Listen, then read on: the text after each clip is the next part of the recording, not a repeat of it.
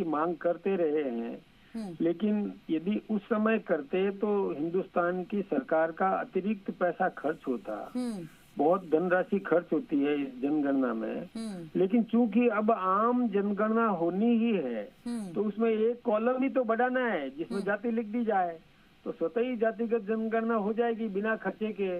इसलिए हमारे नेतृत्व ने जो निर्णय किया है वो देश पर कोई बोझ नहीं डाला, लेकिन कई दल मांग कर रहे थे, उसको भी इन्होंने ध्यान में रखा। मदन जी, अब सवाल विपक्षी दल अब तक तो ये कह रहा था कि जातिगत जनगणना होनी चाहिए, अब सवाल ये है कि डेट भी बता देते, तारीख बता देते तो अच्छा रहता।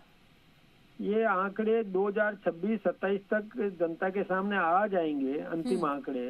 बाकी वो जो बाकी दल जो मांग कर रहे थे वो देश पर बोझ डालना चाहते थे, लेकिन हमने बिना बोझ के और स्वतः ही जब जनगणना हो ही रही है तो केवल उसमें एक कॉलम बढ़ाना है जिसमें जाति लिख दी जाए, हो जाएगा, कोई दिक्कत की बात नहीं है। सवाल तो ये भी उठने शुरू हो गए सर कि अभी बिहार में चुनाव है और लगातार बिहार में मांग उठ रही थी, आरजेडी भी लगातार मांग कर रही थी, उसके बाद यूपी में चुनाव है जहां पर समाजवादी पार्टी भी मांग कर रही थी, उत्तराखंड में चुनाव है, उसके बाद पंजाब में और फिर गोवा में चुनाव। तो ये चुनावों को देखते हुए तो कहीं ऐसा नहीं है कि एक भूमिका बनाने के लिए निर्णय ले लिया हो?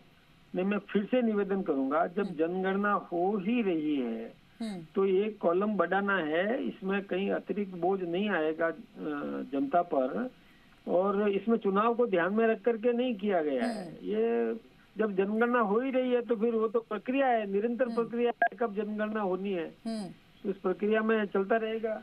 जनगणना होगी तो सर फिर आरक्षण का मुद्दा भी उठेगा, फिर ऐसा तो नहीं कि ये बाद में रिग्रेट हो कि हमने तो फैसला ले लिया अब आरक्षण को सॉल्व करते फिरे। वो निर्णय अनुकूल परिस्थितियां, समय, उसको ध्यान में रख करके जनहित में लिया जाएगा। ठीक है, ठीक सर, आपने हमसे बातचीत की, बहुत बहुत शुक्रिया आपका। जी राजस्थान से जुड़े बातचीत की शुक्रिया आपका।